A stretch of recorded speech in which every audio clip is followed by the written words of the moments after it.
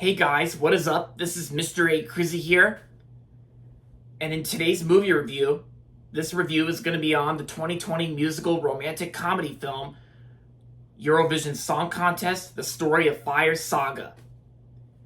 Eurovision Song Contest, The Story of Fire Saga is directed by David Dobkin and stars Will Ferrell, Rachel McAdams, Dan Stevens, and Pierce Brosnan. So, the basic story on what this movie is about, it's about two small town singers who chase their pop star dreams at a global music competition known as the Eurovision Song Contest itself, where seeming rivals high stakes and onstage mishaps to test their bond. And pretty much throughout most of the movie, you're gonna get lots of musical numbers playing throughout most scenes in the movie, because this movie's a musical film, but also a romantic comedy film as well, between Will Ferrell and Rachel McAdams' characters and all that. So, in case some of you guys didn't know, today's actually Will Ferrell's birthday today. Yeah, happy birthday, Will Ferrell. And so, I was thinking about watching something Will Ferrell related to honor his special birthday today. And so this morning, I actually got my chance to stream this movie on Netflix. And this Netflix movie was actually released on Netflix around like June 26th of 2020. Originally, this movie was going to come out on Netflix in May of 2020, but then they decided to change the release date to the following month in June of that year. And so yeah, I got my Barbenheimer shirt on because Will Ferrell was in Barbie. That's why I'm wearing my Barbenheimer shirt today. I survived Barbenheimer 2023. Yeah. So anyway, there are a few things I like about this movie, like because I will say I think Eurovision Song Contest, this movie, I actually thought it was great. Yeah, actually, I thought the musical numbers were fine enough. It's got like I Got a Feeling by Black Eyed Peas, and they got like Happy by Pharrell Williams, like different versions of those songs that I just mentioned.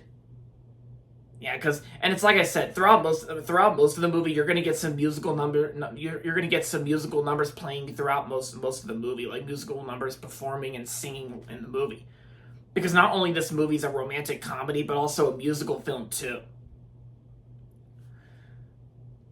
And yeah, and while the runtime does feel a little lengthy, like this movie's only like 2 hours and 3 minutes, the runtime is kind of lengthy, but it wasn't too hard to sit through. And yeah, and I gotta say, the performances I think were great too, because I think the performances are still well done, like especially like the chemistry between Will Ferrell and Rachel McAdams. I thought they were good together. Pierce Brosnan was also good from last year's Happy Madison film, The Outlaws, and of course he was in Mrs. Doubtfire, and of course he narrated Thomas and Friends: The Great Discovery. Like, oh yeah, and of course, we all know Pierce Brosnan was one of the James Bond actors too. But anyway, as for Dan Stevens I thought was fine in the movie. Yeah, this movie does have a good cast. The soundtrack was pretty good, and oh yeah, and plus, since this movie was released in 2020, this movie was also the very last Gary Sanchez production to be released. Like after the Gary Sanchez Productions went out of business, they went defunct 5 years ago when Will Ferrell and Adam McKay ended their partnership. I think there are two reasons why Gary Sanchez Productions went defunct. I think it's because Adam McKay I think casted like John C. Reilly in some sort of project that Will Ferrell didn't know about.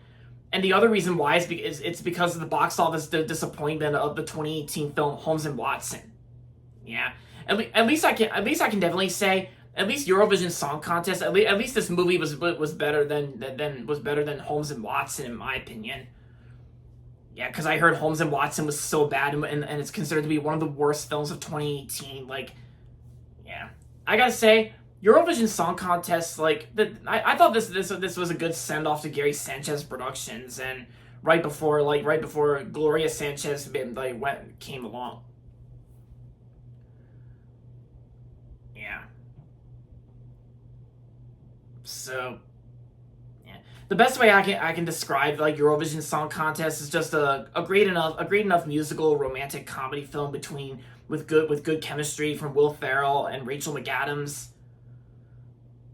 and I gotta say I am glad that I watched it on Will Ferrell's birthday because this movie was actually the first thing that came to my mind when I was thinking about something to watch for Will Ferrell's birthday today.